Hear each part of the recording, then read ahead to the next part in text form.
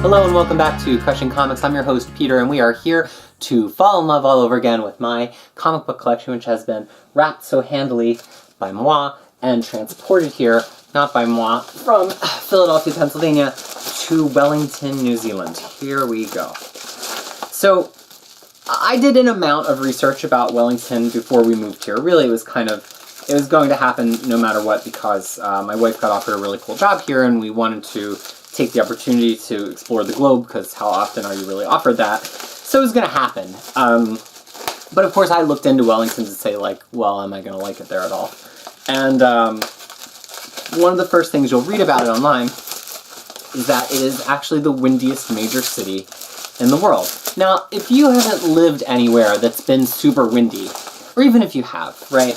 You're like, okay, that's cool, wind is nice. I mean, I had this conversation of like, I don't know if I want to keep the big hair that I used to have, because the wind might destroy it, so I got my hair cut. I mean, I had big hair.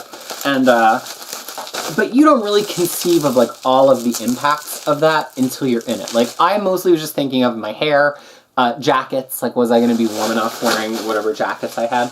You don't think about the constant wind noise at all times everywhere. You don't think of like your house just being like around the house all night. You don't think about like being on the highway and the wind moving your car as you're driving down these beautiful highways that are like next to bays and harbors. You don't think about, at least I didn't think about those things. I was just like, windy, cool. I had questions like, does it rain there as much as Philadelphia? But when you look at these, like, how sunny is it, how rainy is it windy, these kind of like environmental factors about a place that you might be not just vacationing, but living, you don't always, I don't think, necessarily fully think about what it means to like live in that long term. And it's fun. Like, I'm not complaining. I think the wind is really cool. I would rather live somewhere with weather. Like, some people don't like rain, and people, okay, let me finish that sentence. Some people don't like rain, and they know that it rains a lot in the early spring season here, and people will apologize, like, oh, sorry, Wellington's so rainy. I'm like, lady, or gentleman, don't apologize for the rain. I wouldn't be here if I wasn't into that. I, much like my idol Shirley Manson, frequently can only be happy when it rains. So I totally dig it. So I don't want to live somewhere that has absolutely no weather. I came here to experience weather. I just noticed, I know what this book is because it says it on the outside. Sometimes this shows on the video, and I have no idea. They're very rarely written this big. I was just writing them down as I went. I think because I thought I was going to do some kind of tally, and then I ran out of time and didn't. So, because you cannot see them through the wrapper, but then once I take off the bubble wrap, sometimes you can. So in case you think that there's some, like, trick of the eye magician thing where I'm scoping out what the book is and, like, planning as I go, A, I can't see it, and B, I am not that slick. But in this case, I saw it just as I was opening. So, I have a lot of opinions about this. So this is Avengers vs. X-Men from 2012. And its companion book. I've read everything in it, but I just have not read it in this format, so it's still in the shrink wrap. Okay, buckle up. Okay, so Avengers really turned into a franchise the way that we know and maybe love it or maybe not today in the 2000s when Brian Bendis took over with New Avengers after Avengers Disassembled. Previously, it was just like this one book. I mean, it had Avengers West Coast in the 80s and early 90s, but it wasn't a franchise of books. And X-Men really was the Marvel franchise other than Spider-Man. It was like the one title set that had multiple books built around it. And that was still true in the 2000s. And so there was the massively popular New Avengers by Brian Bendis, and then the massively popular Astonishing X-Men by Joss Whedon.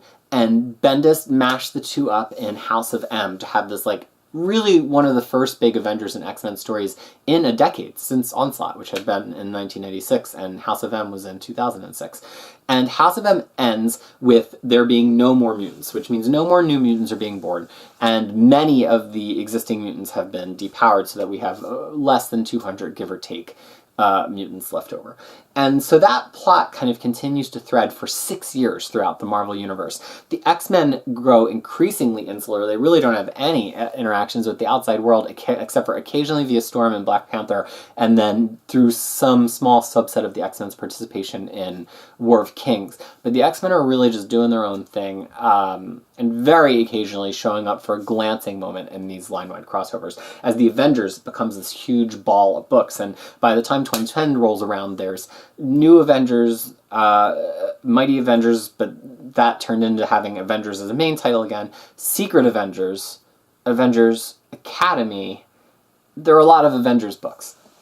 So now it's like equal in heft to X-Men. So they decide in 2012 that they're going to create these two speeding trains of X-Men and Avengers and knock them together. And that's only possible because in 2010, X-Men's No More Mutant story kind of came to a head in Second Coming, which is one of my favorite modern X-Men stories, with Hope kind of coming back in this big blowout in the most isolated way the X-Men had ever been, when they've been pretty much all sequestered to Utopia in the Bay in San Francisco, and they have a big blowout and kind of finally defend themselves and say, like, we're going to emerge back into the world.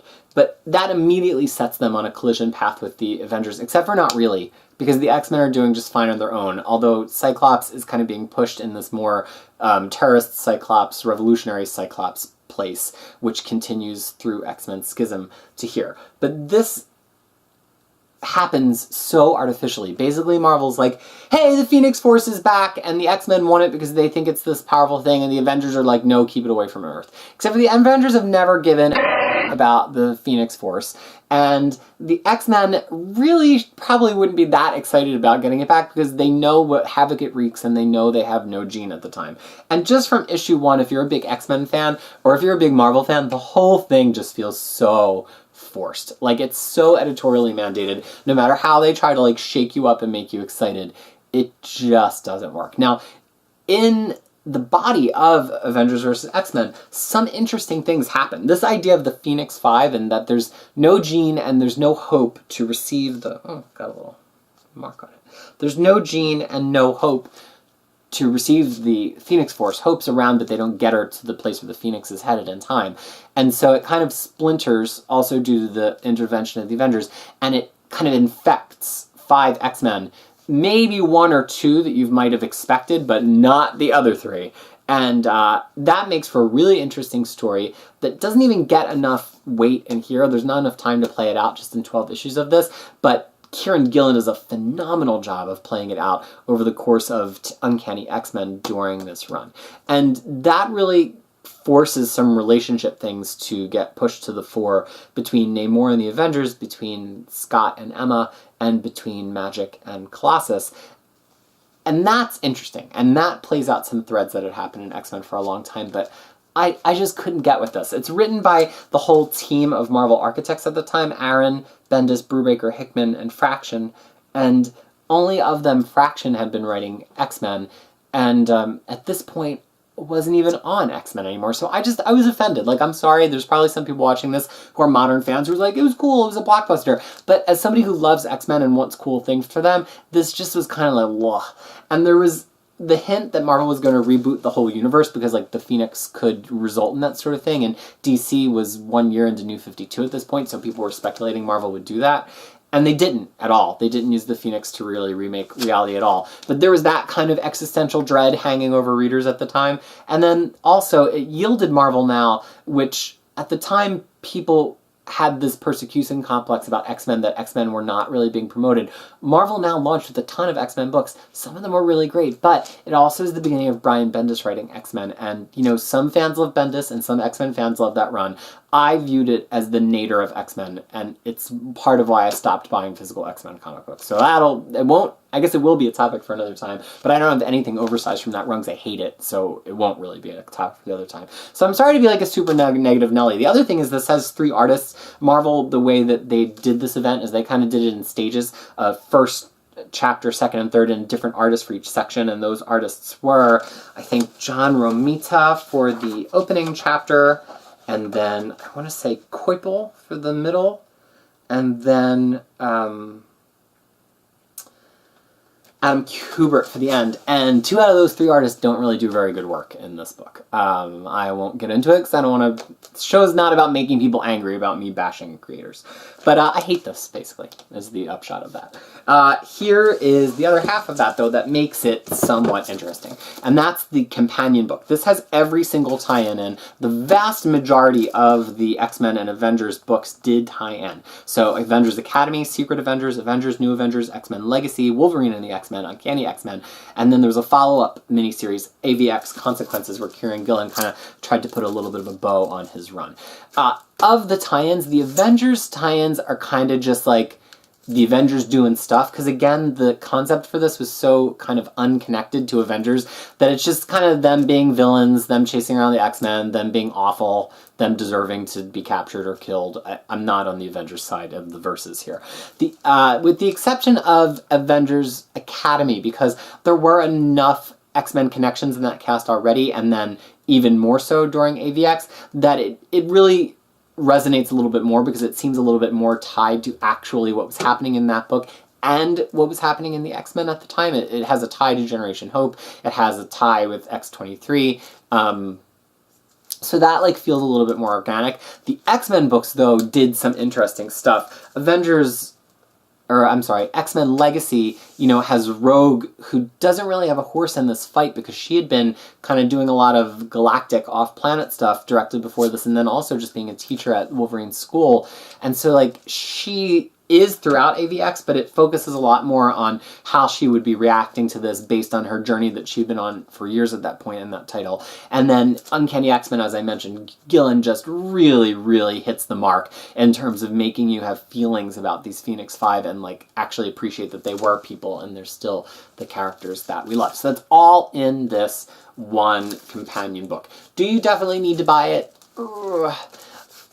I don't know if I would say yes. The Avengers vs. X-Men hangs together well, but you're definitely missing some connective tissue that happens in the other books, especially towards the end. Like, people will be captured, or then they'll be free, and something will be happening, and that tends to have happened in the Avengers books. And if you don't have the Avengers books, then you won't know what have happened. So these books ushered in a kind of new wave of Marvel, and if you're a fan who just loves seeing Marvel's biggest franchises mash up against each other and just jam all their parts into each other, then you're going to dig it. If you're somebody who has a lot of feelings about the X-Men franchise like me and has been reading it for your whole life, it might piss you off a little bit. And, I have a very different taste than other modern readers. Many people like Bendis. I don't. Many people like Aaron. I don't. Many people like Adam Kubert. I don't. So I don't necessarily love all of Marvel's biggest name creators, and so the fact that they were all on this book didn't necessarily make me dig it. Although it did also have Hickman, who I enjoy.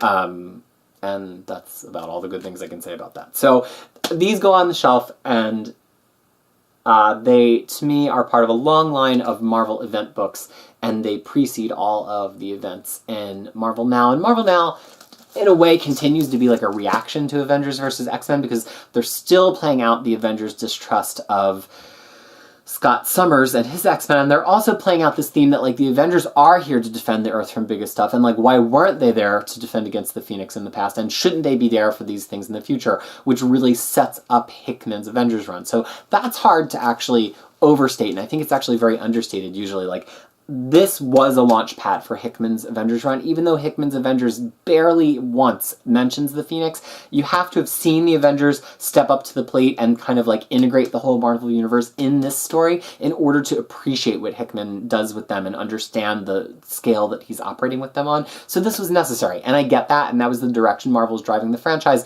because the Avengers movies were happening. Doesn't mean I have to love it, though. So sorry for being such a negative Nelly. You're not going to hear a whole lot of that from me because I really do love a lot of Marvel, but this is Avengers vs. X-Men, and here is its ceremonial shelving.